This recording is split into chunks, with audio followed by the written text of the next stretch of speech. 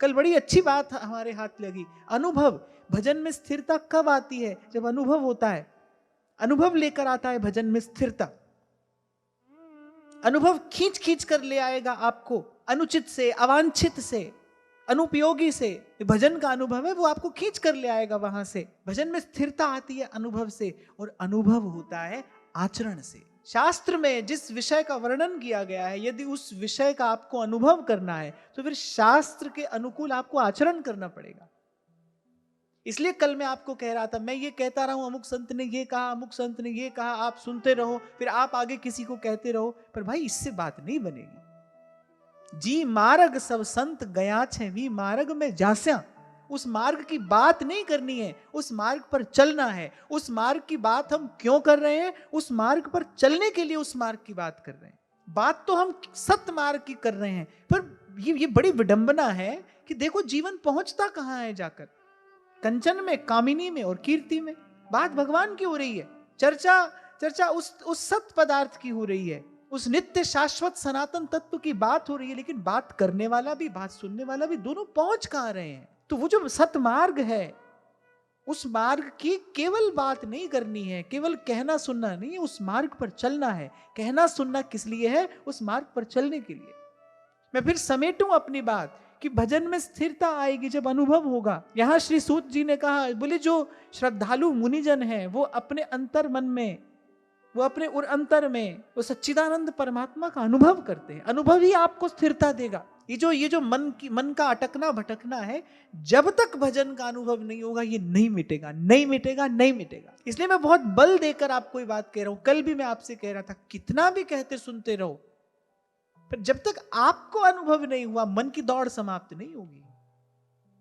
इसलिए छोटा सा उदाहरण दिया था मैंने कल आपको।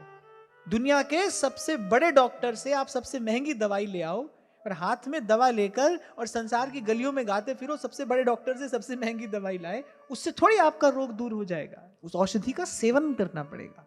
इसीलिए सेवक जी ने कहा, श्रवण कथन सुमिरन प्रतीति। प्रतीति कब होती है? कह रहे जाने बिन नहीं हुई प्रतीति। अनुभव से प्रतीति है, प्रतीति से प्रीति है। हम भगवान की बात कर रहे हैं तो प्रभु में प्रीति हो, उसकी एक प्रक्रिया है।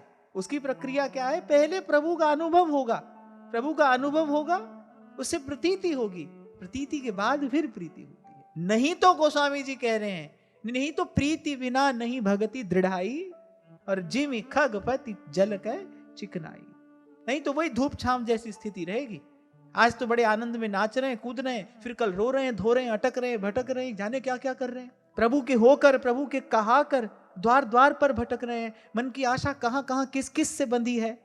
अरे जिमि खगपति जल के चिकनाई। संतों की वाणी का ये अद्भुत गुण है। 2-3 शब्दों में तो वो पूरा ग्रंथ कह देते हैं। कल यही मैं आपको निवेदन कर रहा था कि जितना श्रीमद् भागवत जी का हम चिंतन कर रहे हैं, तो लग रहा है कि धन्य है भगवान वेद व्यास की एक कृपा भी और उनकी प्रतिभा भी, कि एक एक श्लोक में उन्होंने मानो एक एक ग्रंथ रच दिया है। तो जाने बिन नहीं हुई प्रतीति। आप सुन रहे हो कि ये जो आपने सुना है इसका आपको किंचित अनुभव होगा तो आपको प्रतीति होगी, प्रतीति होगी तो प्रीति होगी। ये बहुत ही महत्वपूर्ण शब्द है, प्रतीति होना। प्रतीति माने जब आपने जान लिया है। जानने के बाद ही पूरा मानना होता है, बिना जाने वैसे माना नहीं जाता है। किसी की बात में श्रद्धा रखकर मानिए, लेकिन जैसे धरती गोल है, जहां से आरंभ करेंगे वहीं पर पहुंचेंगे। पहले किसी की बात में, पहले गुरुजनों की बात में श्रद्धा रखकर मानिए, फिर उसको जानिए। जानने के बाद क्या करोगे? फिर मानिए। जानने के बाद फिर मानना है। भेद क्या है? पहले के मानने में अपूर्णता थी, अब के मानने में पूर्णता है। पहले के मानने में भीतर कहीं अभाव था, अब के मानने में भीतर तृप्ति है। और तृप्ति और अभाव के बीच में क्या है? अभाव और तृप्ति के बीच में जान लेना। देखो ये चर्चा करते करते कोई सूत्र हाथ में आ जाता है। पहले गुरुजनों की बात में श्रद्धा रखकर मानिए, प्रथम हृदय श्रद्धा जो करे। अगली बात सेवक जी क्या कह रहे हैं? आचार जन जाए अनुसर है। जो बात मैंने आपको निवेदन की, अनुभव कैसे होगा? आचरण से अनुभव होता है। आचरण ले जाता है अनुभव तक, अनुभव से प्रतीति होती है, प्रतीति से प्रीति होती है।